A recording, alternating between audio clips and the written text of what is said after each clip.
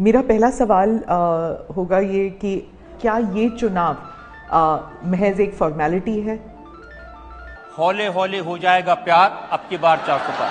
किसी ने नहीं, रुकिए, और भी बहुत सारे ऐसे वीडियोस हैं मेरे पास जहाँ पे लोग पूछ रहे हैं कि मोदी जी आप इतनी मेहनत कैसे करते हैं, मोदी जी आप में इतनी कुव्वत कैसे आ गई, मोदी जी आप तो इंसान ही नहीं है, आप तो पुरुष ही नहीं है, आप तो महापुरुष हैं। अब की बार 400 पार। किसी ने लिखा दिल का भंवर करे पुकार, अब की बार 400 पार। हद हो गई यार इंडियन मीडिया की। हंसी आती है कि हम मीडिया वाले क्या थे और क्या हो गए। ऐसी गोदी, ऐसी चमचागिरी कि मोदी जी खुद सोचने पे मजबूर हो जाए कि यार ये सच में मीडिया वाले हैं या फिर मेरी पार्टी के कुछ कार्यकर्ता बनकर रूप धारण करके आ गए मीडिया का। रफ्तार यही रहेगी तो फिर 29 में फिर 450 पार की बात होगी। प्रधानमंत्री जी, क्या आप सिर्फ 24 की तैयारी करके बैठे या 29 की भी करके बैठे? सर देखिए, ये कितनी बड़ी बात है कि चुनाव समाप्त नहीं हुआ और हम आपके अगले टर्म की बात कर रहे हैं। मोदी जी के नंबर्स जो गिरे हैं वो इन्हीं मीडिया वालों की वजह से, इसी गोदी मीडिया की वजह से गिरे हैं। रीजन आप जानना चाहेंगे कि इन्होंने काम की बात एक भी नहीं पूछी। इन्होंने पूछा मोदी जी आप मेहनत करते, मोदी जी आप सुबह उठ जाते, अच्छा मोदी जी आप संतरे को छील के खाते हैं या बिना छीले खाते हैं?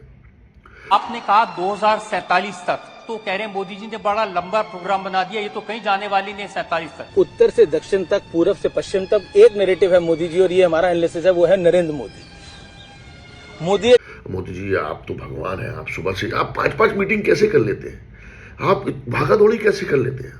अरे भाई थोड़ा काम की बात भी पूछ लो, थोड़े नंबर्स बढ़ाने के चक्कर में हमारी परेशानियों को भी पूछ लो कि मोदी जी बेरोजगारी क्यों बढ़ती जा रही है, मोदी जी यहाँ पर महंगाई क्यों बढ़ती जा रही है, मोदी जी यहाँ पर जो पार्टियों के कार्यकर्ताओं को, जो पार्टी के नेताओं को आप चोर बोलते थे, उनको ही अपनी पार्टी में लाकर आप बिल्कुल साहूकार क्यों बना रहे हैं? मैंने देखा हर जगह आप जिम्मेदारी लेकर खड़े हो जाते हैं कि मोदी के नाम पर वोट देना है। वोट तो सिर्फ मोदी जी को जा रहा है क्योंकि मोदी जी की गारंटी है कि भाई आपके नाम पे ही जीत के आना है। और फिर ये भी लिख दिया कि चटनी के बिना ढोकला बेकार, अब की बार फिर से मोदी सरकार। आज ये जो आंकड़े जो सामने आए हैं वो साफ तौर पर इसलिए आए हैं क्योंकि ये जो हाथी था वो हाथी अपने वजन से बैठ गया।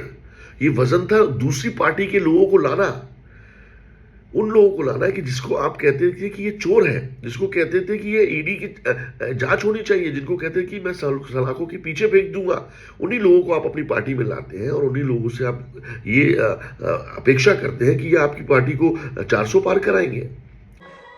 कुछ पाकिस्तान से वीडियोस भी आते हैं, वो कह रहे हैं कि मोदी वहां भी प्रधानमंत्री बन जाए। कि नतीजों के बाद राहुल होंगे फरार, अब की बार 400 पार।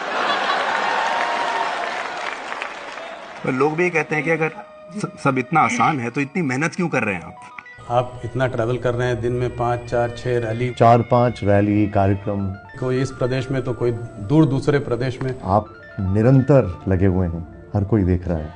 तो इस सब में आप फिट कैसे रहते हैं? और ये गोदी मीडिया से बच के रहिए मोदी जी, क्योंकि इन्होंने 10 साल में आपको 240 के आंकड़े में ले आया है और अगले 5 साल में ये आपको मेरे ख्याल से 150 के लिए भी नहीं छोड़ेंगे, क्योंकि ये चमचागिरी ये किसी एक के नहीं, ये नारद मुनि है। एक्चुअली जो हमारी कौम है मीडिया की वो नारद मुनि है। नारायण नारायण बोलते बोलते हम सब जगह पहुंच जाते हैं और सबकी खबर रखते हैं।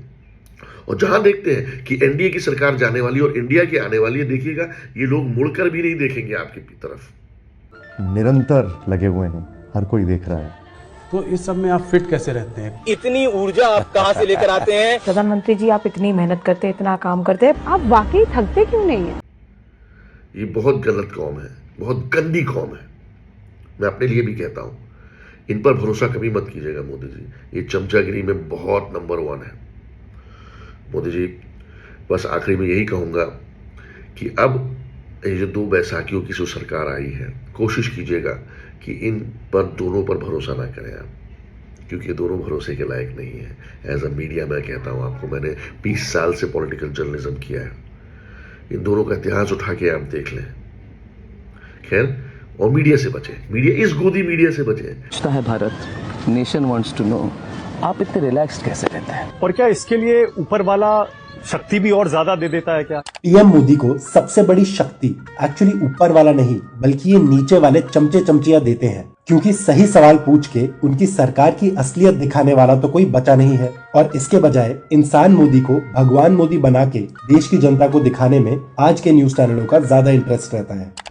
अगर आपको सही मीडिया देखनी है तो आज यूट्यूब में देखिए, आपको असली मीडिया देखने को मिलेगी।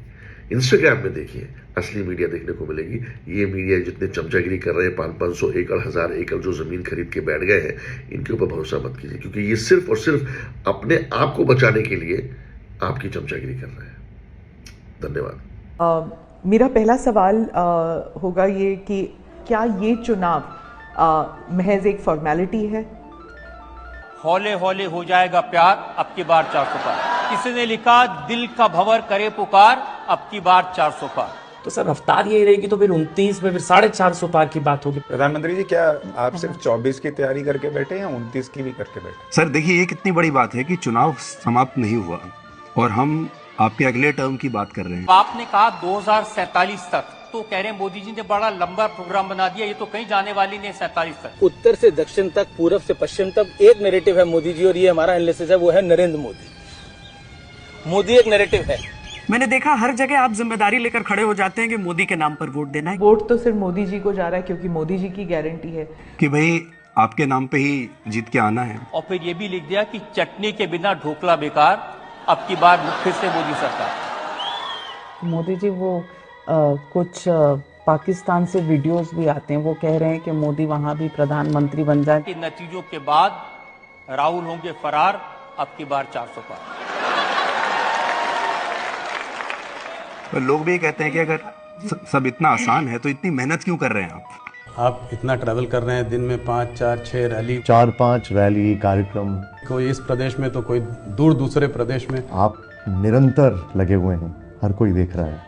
तो इस सब में आप फिट कैसे रहते हैं? इतनी ऊर्जा आप कहाँ से लेकर आते हैं? प्रधानमंत्री जी, आप इतनी मेहनत करते हैं, इतना काम करते हैं, आप वाकई थकते क्यों नहीं है? पूछता है Bharat, nation wants to know, आप इतने रिलैक्स्ड कैसे रहते हैं? और क्या इसके लिए ऊपर वाला शक्ति भी और ज्यादा दे देता है क्या? पीएम मोदी को सबसे बड़ी शक्ति एक्चुअली ऊपर वाला नहीं बल्कि ये नीचे वाले चमचे चमचियां देते हैं, क्योंकि सही सवाल पूछ के उनकी सरकार की असलियत दिखाने वाला तो कोई बचा नहीं है। और इसके बजाय इंसान मोदी को भगवान मोदी बना के देश की जनता को दिखाने में आज के न्यूज चैनलों का ज्यादा इंटरेस्ट रहता है।